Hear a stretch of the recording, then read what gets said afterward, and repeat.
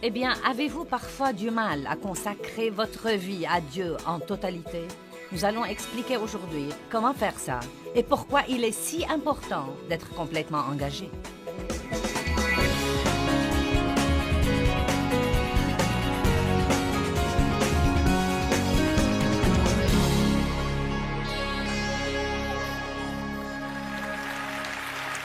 Eh bien, je suis tout excitée par les choses que Dieu m'a mises dans le cœur ce week-end.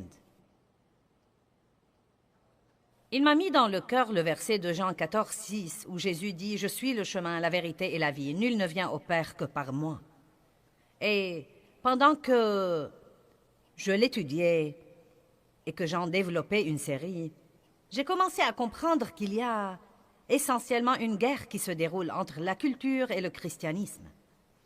Nous devons veiller comme chrétiens à ne pas oublier ce que Jésus a dit comme quoi nous sommes dans le monde, mais nous ne sommes pas du monde. Dans le monde, mais pas du monde. Cela ne veut pas dire que nous ne pouvons pas jouir des choses. Cela ne veut pas dire que nous devons rester dans les réunions de prière et lire notre Bible tout le temps. Dieu a créé beaucoup de choses dont nous pouvons jouir. Nous pouvons alors nous amuser. Comme chrétiens, nous pouvons nous amuser ensemble, mais nous devons toujours avoir une échelle de valeurs.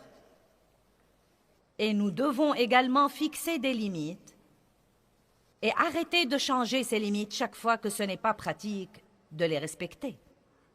Je crois que s'il y a une époque où les chrétiens devraient savoir ce qu'ils croient et pourquoi ils le croient, c'est maintenant. Il y a déjà tant de tromperies sur terre, et la Bible nous enseigne que plus la deuxième venue de Christ approche, plus la tromperie sera grande. Et la tromperie est une chose vraiment effrayante, car quand vous êtes trompé, vous ne savez pas que vous êtes trompé. Quand vous êtes trompé, vous ne croyez pas que vous êtes trompé. Vous croyez que ce que vous croyez est vrai. Non, mais vous croyez vraiment que ce que vous croyez en fait est vrai. Peut-être qu'il vous inspire confiance et semble bon. Peut-être qu'il y a des tas de gens qui l'approuvent avec vous. Mais malgré cela, vous pouvez en fait croire quelque chose qui vous soit très nuisible à la fin. Eh bien, il y a tant d'idées différentes et il y a d'ismes et de choses vraiment différentes qu'on nous présente aujourd'hui. En fait, je plains vraiment les gens et je n'arrête pas de prier tout le temps pour eux pour que Dieu leur montre vraiment la vérité. Car ça représente un vrai challenge pour les gens et surtout pour la jeune génération de notre monde aujourd'hui, de savoir ce qu'ils sont censés croire. Et donc, Jésus dit très simplement, « Je suis le chemin, je suis la vérité, je suis la vie. Nul ne vient au Père que par moi. » Maintenant, laissez-moi vous dire quelque chose, et j'en parlerai davantage demain, mais il y a une chose très en vogue dans notre société aujourd'hui, comme quoi il n'y a pas de vérité absolue. En fait, et c'est très triste, les dernières statistiques que j'ai écoutées disent que 13% seulement des chrétiens régénérés croient que la Bible est la vérité absolue. C'est très triste. Je trouve ça intéressant. Je crois que les parties que nous ne voulons pas croire sont les parties qui vont changer notre style de vie. Je me demande combien d'athées croiraient en Dieu si cette croyance ne les contraignait pas à changer leur style de vie. C'est incroyable ce que nous pouvons, comme par hasard, choisir de ne pas croire une chose juste parce qu'elle ne plaît pas à notre chair et ne nous permet pas de faire ce que nous croyons que nous voulons faire. Et j'insiste sur ce que nous croyons que nous voulons faire, car la plupart des choses que les gens croient qu'ils veulent vraiment faire et qu'ils font les rendent en fait absolument malheureux. Et ils se démènent tout le temps pour faire à leur idée. Je veux vous parler ce soir de la première partie de Jean 14, 6, où Jésus dit « Je suis le chemin ». Puis il dit « Je suis la vérité ». Le monde dit qu'il n'y a pas de vérité absolue, mais Jésus a dit « Je suis la vérité ». Il n'a pas dit « Je suis une vérité ». Il a dit « Je suis la vérité ». Il n'a pas dit « Je suis un chemin ». Il a dit « Je suis le chemin ». Peut-être que vous pensez « Eh bien, vous savez ». Et si ceci n'était pas vrai, comment saurais-je que c'est vrai? Eh bien, le meilleur moyen auquel je peux penser pour dire aux gens comment ils sauraient que c'est vraiment vrai, c'est de l'essayer. Allez-y, testez-le. Je ne crains nullement de vous dire de le tester, car si vous le testez, non mais vraiment, vraiment le tester, et je veux dire vivre selon les principes de la Bible, vous allez aimer les résultats. Vous allez aimer les résultats. Maintenant, vous voyez, si quelqu'un me dit « Joyce, comment sais-tu que la Bible est vraie? » Je sais que la Bible est vraie parce que je sais comment était ma vie et je sais également comment étaient mes entrailles. Je sais comment était mon âme. Et j'ai mis ces principes en pratique et je sais dans mon fort intérieur que ce que Dieu a fait pour moi, personne d'autre que Dieu n'aurait pu l'avoir fait. Personne d'autre que Dieu n'aurait pu me ressusciter de qui j'étais et d'où j'étais pour me permettre de faire le genre de choses que je fais sur terre aujourd'hui. Laissez-moi vous dire quelque chose. Quand la Bible dit que Dieu vous donnera la grâce, laissez-moi vous dire quelque chose. Il vous donnera la grâce. Et quand la Bible dit que Dieu vous donnera le double pour vos ennuis, une double rémunération, une double récompense, pour toutes les injustices que vous avez subies, il vous donnera réellement le double pour vos ennuis. Mais il faudra faire les choses à la façon de Dieu, et non pas à votre façon. Vous ne prenez pas les bénédictions en lisant la Bible. Vous prenez les bénédictions en faisant ce que la Bible dit. Si nous l'écoutons sans la mettre en pratique, nous nous trompons nous-mêmes par des raisonnements contraires à la vérité. Si nous écoutons la parole, mais que nous ne la mettons pas en pratique, je me demande combien de ceux qui sont là ce soir ont les étagères tapissées de livres chrétiens. Vous avez les CD et les bandes de tout le monde, vous avez les bijoux chrétiens, vous avez les t-shirts, vous avez les autocollants. Et peut-être que vous êtes vous-même impressionné par votre bibliothèque chrétienne quand vous la voyez. Non, mais vous avez les aimants sur votre frigo. Vous avez l'art chrétien sur vos murs. Mais je veux vous poser une question ce soir. Comment est-ce que vous vivez?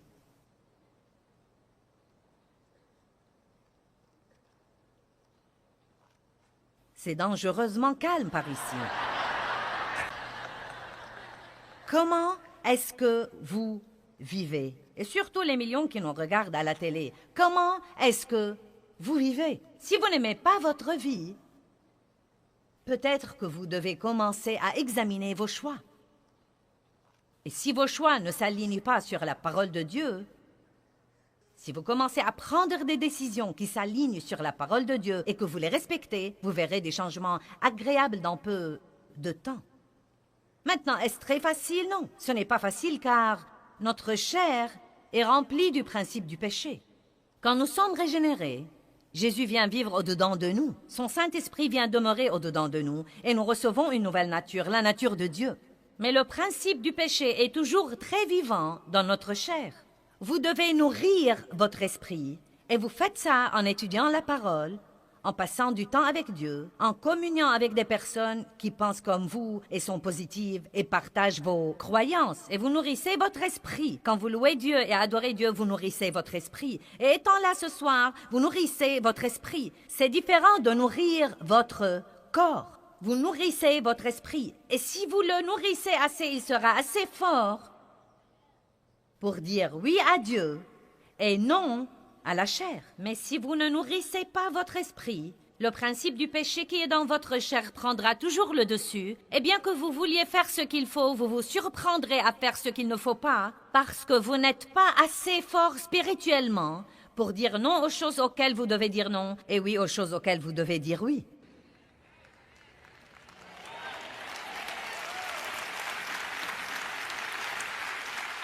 Dans Exode 33, 18, Moïse a prié une prière absolument merveilleuse. Et je suis contente de l'avoir trouvée tôt dans ma vie avec Dieu et de l'avoir priée pendant de nombreuses années. Il dit, Dieu, si j'ai trouvé grâce à tes yeux, je te prie maintenant, montre-moi tes voies. Dieu, si j'ai trouvé grâce à tes yeux, ne priez pas pour une nouvelle voiture. Ne priez pas pour ce mari sans lequel vous ne pouvez pas vivre. Ne priez pas pour une promotion au travail. Dites Dieu, si j'ai trouvé grâce à tes yeux, je te prie de me montrer tes voies. Je ne dis pas qu'il ne faut pas prier pour ces autres choses. Dites à Dieu tout ce que vous voulez. Vous pouvez adresser vos prières à Dieu, mais ne demandez jamais à Dieu de vous donner des tas de trucs si vous ne voulez pas d'abord ses voies. Ses voies. Nous devons apprendre ce qui plaît au Seigneur. Quand Jésus a dit qu'il était le chemin, il ne voulait pas seulement dire qu'il était le chemin du ciel. Bien des fois, nous pensons que ce verset veut juste dire « Oui, oui, Jésus est le chemin du ciel ». Non. Il est venu pour nous montrer comment nous devons vivre. Il est venu pour nous donner l'exemple de la manière dont nous devons vivre. Et il veut que nous suivions son exemple.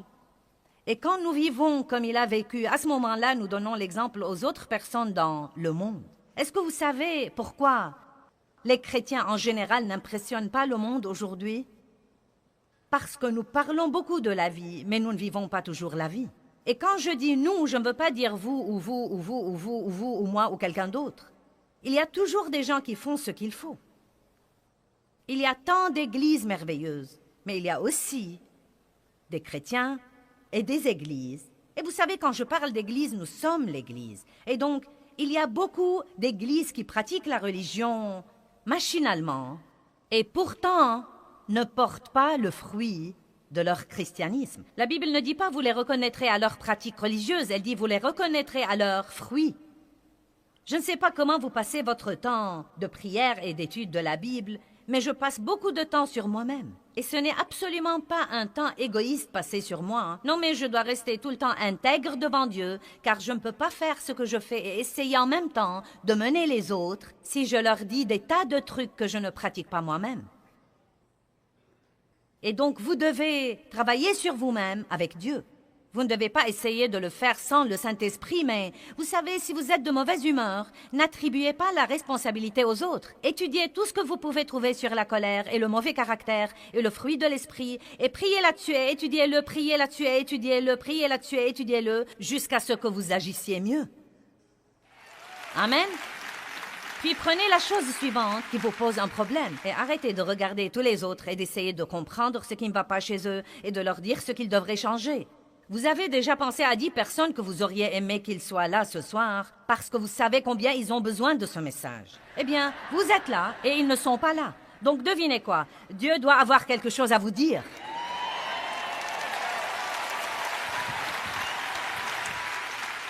Une des plus grandes erreurs que nous faisons, c'est de nous asseoir sur les bancs et de ne prêter aucune attention à ce qui est dit. Ça m'est égal si ce que je dis est souligné 25 fois dans votre Bible. Ce soir, Dieu veut vous parler à vous. Où que vous soyez, il veut que vous décidiez de vous élever à un niveau plus haut dans la manière dont vous le représentez et d'être un meilleur exemple plus que jamais. Il y a une façon de vivre et une façon de ne pas vivre.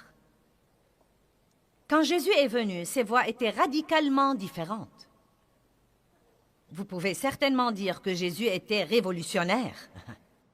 Il est venu pour mettre les choses sens dessus dessous. Et quoi que faisaient tous les autres, il ne le faisait pas comme il le faisait. Et il ne s'est pas plié à leur voie pour s'intégrer. Il a fait ce qu'il savait que son Père voulait qu'il fasse, et ce que pensaient tous les autres était leur problème, et non pas le sien. Nous avons besoin de plus de personnes qui prennent l'attitude « Je comparaîtrai un jour devant Dieu et je lui rendrai compte pour ma vie. Et je devrais vivre ma vie sur terre en me souciant davantage de ce qu'il pense que de ce que vous pensez. » Nous voulons tous plaire à tout le monde. Nous voulons tous être acceptés, mais nous ne devons pas transiger tout le temps pour avoir cette acceptation. Nous ne devons pas transiger tout le temps pour avoir ce que le monde offre. Si nous voulons servir Jésus, nous devons arrêter d'être tièdes. Nous devons être ardents, embrasés. Soit nous entrons et nous sortons, soit nous serons écrasés. Amen. En fait, le christianisme, dans ses tout débuts, s'appelait le chemin. J'aime ça. Et quand Jésus a dit « Je suis le chemin », il était venu montrer aux gens comment ils devraient vivre. Et c'était tellement différent des choses auxquelles les gens étaient habitués. Et nous trouvons dans la Bible plusieurs références au chemin.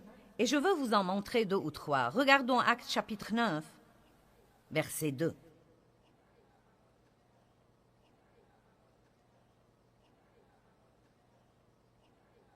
Qui d'entre vous convient avec moi que nous devons savoir ce que nous croyons et pourquoi nous le croyons et nous y accrocher aujourd'hui plus que jamais? Croyez-moi, s'il y a une époque où le monde va nous observer, c'est l'époque que nous vivons en ce moment. S'il y a vraiment une occasion pour mener les gens au Christ, c'est l'époque que nous vivons en ce moment.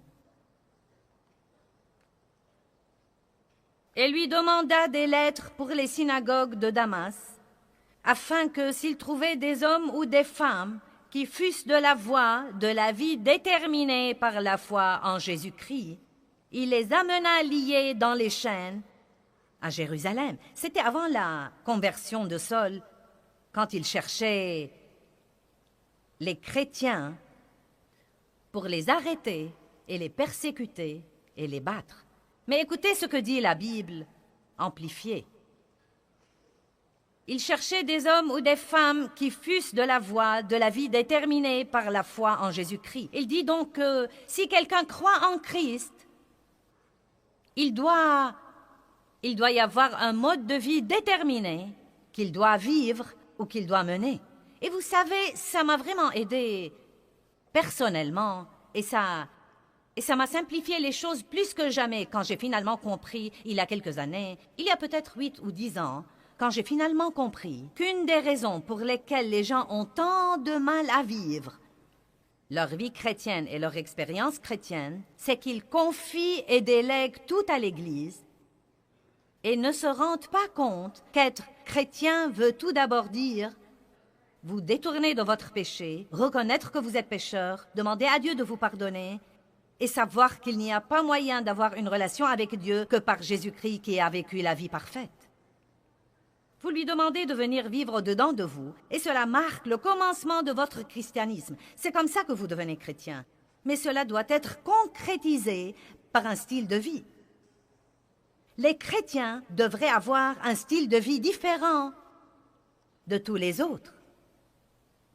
Un style de vie complètement différent. Vous voyez, j'ai un style de vie maintenant. Et mon style de vie implique se lever le matin et prendre tout d'abord mon café et étudier la parole et passer un temps avec Dieu. C'est mon style de vie. Ce n'est plus quelque chose que je dois essayer de faire. C'est comme quand je me lève le matin, je me brosse les dents, je mets quelques gouttes pour les yeux dans mes yeux parce qu'ils s'assèchent et je me lave le visage. Il y a certaines choses que je fais, c'est mon style de vie et nous avons tous un style de vie. Même ma chienne a un style de vie. Non mais croyez-moi, elle a ses habitudes et son style de vie. Non, mais je ne comprends vraiment pas comment la chienne sait les choses qu'elle sait. Mais elle sait des choses. Et il y a des endroits où elle veut s'asseoir et des endroits où elle ne veut pas s'asseoir. Et si elle veut s'asseoir sur mes genoux, elle veut que je cherche une couverture et que je la mette sur mes genoux. Et elle se tient au pied de ma chaise et me regarde comme pour me dire « Eh bien !» Et je sais qu'elle veut que je cherche la couverture de fourrure et que je la mette sur mes genoux. Et dès que je fais ça, elle monte sur mes genoux. Elle a un style de vie. Et c'est une chienne. Tout le monde a un style de vie. Mais si vous êtes chrétien depuis 5 ans et votre style de vie est toujours le même... Non, mais si vous traînez toujours avec toutes les personnes négatives, excentriques, grincheuses, avides avec lesquelles vous traîniez autrefois, pas étonnant que vous ne changiez pas. Être chrétien ne vient pas de venir à un hôtel, de prendre la promesse d'un billet au ciel, puis d'aller à l'église 1 ou 2 fois par mois, de prier une prière quand vous êtes désespéré, et d'espérer que ceci couvre tout. C'est un style de vie. Un style de vie. Et je veux voir ce soir des personnes qui sont poussées à vivre un style de vie. Non, mais un style de vie engagé. Et ne pensez pas à toutes les choses que vous devez laisser tomber, car toutes les choses que vous devez laisser tomber vous rendent malheureux de toute façon. Tout ce que vous devez abandonner vous rend malheureux de toute façon, mais vous y êtes habitué. Vous y êtes juste habitué. C'est étonnant que nous puissions nous habituer à une chose et continuer à la faire, même si nous savons qu'elle nous tue. Vous entendez tellement de gens dire qu'ils sont occupés, qu'ils sont stressés. Je ne peux pas continuer comme ça. Je ne le peux vraiment pas, mais ils continuent à le faire. Et ils n'arrêtent pas jusqu'à ce que quelque chose de radical ne les arrête. Et c'est étonnant ce qu'ils peuvent changer leur style de vie. C'est étonnant qu'un homme occupé n'ait aucun temps jusqu'à ce qu'il ait une crise cardiaque et tout à coup, il a toutes sortes de temps. Je veux que vous me regardiez et que vous m'écoutiez. Vous devez prendre la décision de commencer à ordonner votre vie et à arrêter de laisser votre vie vous ordonner. Maintenant, vous devez comprendre ça ce soir. Et si vous voulez, cela peut vous changer la vie. Car souhaiter qu'elle change ne va pas la changer. Les souhaits sont inutiles. Ils ressemblent à se balancer dans un fauteuil à bascule toute la journée. Cela vous garde occupé, mais ne vous sert à rien. Si seulement, si seulement, si seulement, si seulement, si seulement, si seulement. Ça ne vous sert à rien. Je dis toujours que nous n'avons pas besoin de souhaits, mais de volonté. Nous devons coopérer avec la puissance du Saint-Esprit qui nous a été donnée.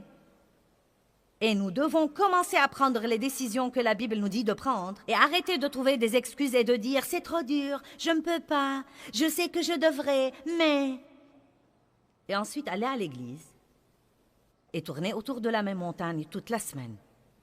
J'ai fait ça pendant plusieurs années. J'étais chrétienne et j'aimais le Seigneur.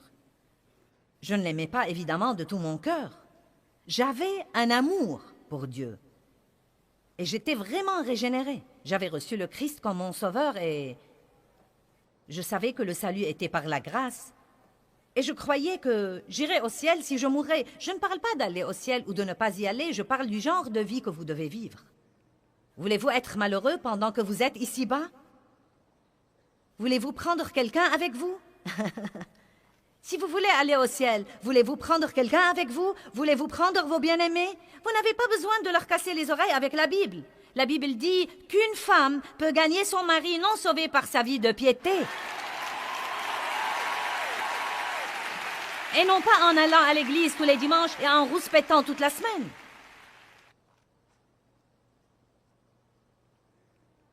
Vous êtes venu, vous saviez ce que vous auriez de moi quand vous êtes venu, donc…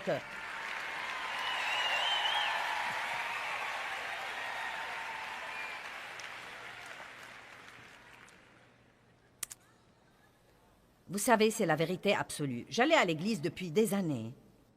Mais il n'y avait vraiment pas une grande différence entre moi et les incroyants qui marchaient dans les rues de mon lotissement. Je parlais comme ils parlaient. Je pensais comme ils pensaient. Je potinais comme ils potinaient. Je regardais ce qu'ils regardaient à la télé. Je faisais les mêmes choses qu'ils faisaient. Peut-être pas tout à fait. Oui. J'avais une certaine échelle de valeur. Mais j'y pensais aujourd'hui. Probablement pendant que j'allais à cette église tous les dimanches, je brisais presque tous les 10 commandements. Dieu n'était pas le numéro 1 dans ma vie. Je l'étais. Le premier commandement dit « Tu n'auras pas d'autre Dieu devant ma face ». La plupart de nous idolâtrent notre moi et notre volonté, même comme chrétiens. Et vous savez, à dire vrai, vous qui êtes ici êtes probablement plus avancés que beaucoup de personnes qui nous regardent en ce moment à la télé. Et ce n'est pas pour abaisser quiconque. Il y a des gens merveilleux qui nous regardent, mais il y a aussi des gens qui viennent juste de regarder l'émission. Soit vous ne connaissez même pas Dieu, soit vous le connaissiez et vous l'avez renié, soit vous faites ce dont je parle, vous allez à l'église, mais vous ne vivez pas pour Dieu. Votre style de vie est toujours pareil à celui des incroyants que vous connaissez. Et donc vous qui êtes ici, je vous demande un peu de patience ce soir, car je recherche ces millions de personnes dans le monde qui ont besoin d'écouter ce que j'essaye de dire, et j'essaye aussi de vous aider. J'allais à l'église depuis des années, mais il y avait très peu de différence entre moi et tous les autres, et je désobéissais probablement aux 10 commandements. Vous dites, eh bien, Joyce, est-ce que tu es quelqu'un? Eh bien, vous savez, Jésus dit que haïr est un meurtre en ce qui concerne le cœur. La Bible dit « Honore ton père et ta mère pour que tout aille bien pour toi ». Je n'honorais pas mon père et ma mère, mais j'avais une bonne excuse. Ils m'avaient maltraité. La Bible ne dit pas de le faire s'ils ne vous ont pas maltraité, et que s'ils vous ont maltraité, vous êtes exempté. Allez maintenant, je vous ai eu, je vous ai eu, je vous ai eu. J'ai eu des tas de vous là. Eh bien, Dieu ne s'attend sûrement pas à ce que je sois bonne envers eux après ce qu'ils m'avaient fait. Aussi, il s'attend. Si il s'attend, eh bien, ce n'est pas juste, ce n'est pas équitable. Mais ça produira de formidablement bons résultats.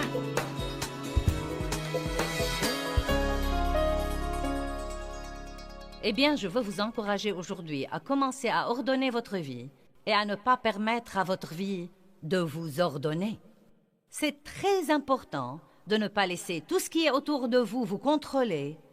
Et je veux vraiment vous aider sur ce plan, car je sais que certains d'entre vous croient qu'ils n'ont pas le contrôle. Et vous dites, eh bien, ceci arrive et cela arrive, et ce n'est pas moi qui décide. Eh bien, vous savez, il y a une vie bénie qui vous attend. Et ce n'est pas une vie dont vous lisez à propos et dont parlent les autres. Vous pouvez vivre une vie bénie. Vous pouvez vivre une vie bénie.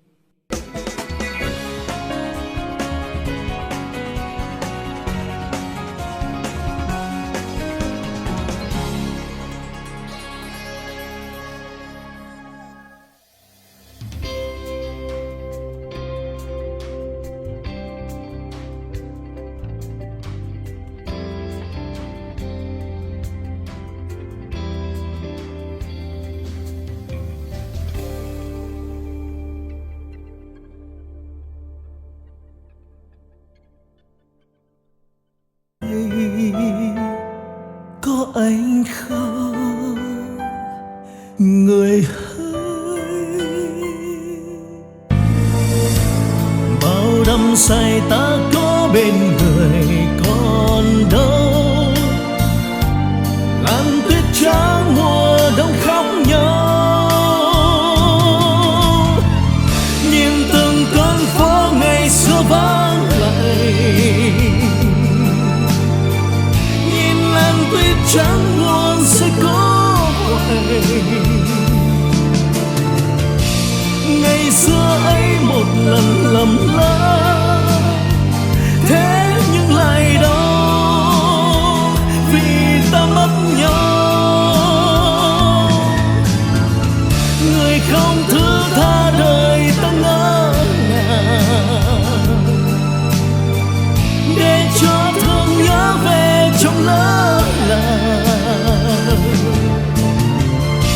ngày ta xa một ngày mùa đông, tuyết rơi lạnh cóng, xót xa hoài mong. Bóng tuyết rơi một đời tạ tơi, đóng băng